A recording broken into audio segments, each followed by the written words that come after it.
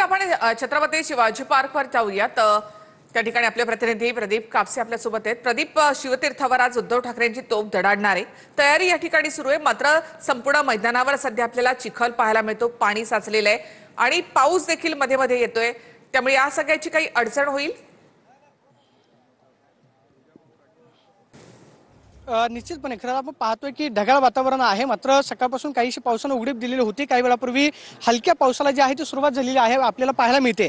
मात्र मैदानामध्ये राज्याच्या कानाकोपऱ्यातून आलेले शिवसैनिक आपण पाहतोय की छत्री घेऊन आपापल्या ठिकाणी जागा पकडण्यासाठी पाहायला मिळतात। आपण पाहतोय की अजूनही मैदानामध्ये चिखल पाहायला मिळतोय, कारण गेल्या 8 ते 10 दिवसांमध्ये मुंबईमध्ये पडलेला पाऊस, त्यामुळे संपूर्ण आझाद मैदानावरती चिखलाचं साम्राज्य आहे। मात्र आलेल्या शिवसैनिकांसाठी खुर्च्यांची व्यवस्था जी आहे या ठिकाणी करण्यात आलेली पाहायला मिळते। मैदानामध्ये सुद्धा येताना शिवसैनिकांना काहीशी अडचण होताना पाहायला मिळते। मात्र आलेल्या शिवसैनिकांना थेट खुर्चींपर्यंत बसता यावं यासाठी रस्त्यांची व्यवस्था जी आहे ती करण्यात आलेली पाहायला मिळते। ज्या ठिकाणी फळे असतील, वेगवेगळं साहित्य टाकून निदान त्यांना खुर्चीवरती बसता येईल अशा पद्धतीची व्यवस्था केलेली आहे। मात्र मैदानामध्ये आपण पाहतोय की सर्वदूर पाहायला गेलं तर चिखलाचं साम्राज्य आपल्याला पाहायला मिळतंय।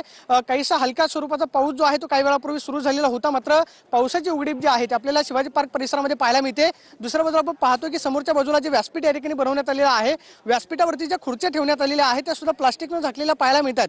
ज्या डायसवरून उद्धव ठाकरे आलेल्या शिवसैनिकांना संबोधित करतील तो डायस सुद्धा आपण पाहतो की पावसामुळे झाकून ठेवलेला आहे। त्यामुळे काहीशी धांदल जी आहे त्या आलेल्या शिवसैनिकांची या ठिकाणी आपण पाहतो की हलक्या पावसामुळे उडालेली पाहायला मिळते। मात्र नक्कीच प्रदीप, पुन्हा एकदा तुमच्याकडे यासाठी येणार आहोत। मात्र सध्या आपण पाहतो की छत्रपती शिवाजी महाराज पार्कवर अशा प्रकारे पाऊस सुरू आहे, मैदानामध्ये चिखल साचलाय, मात्र तेवढीच मेळाव्याची तयारी देखील या ठिकाणी सुरू आहे।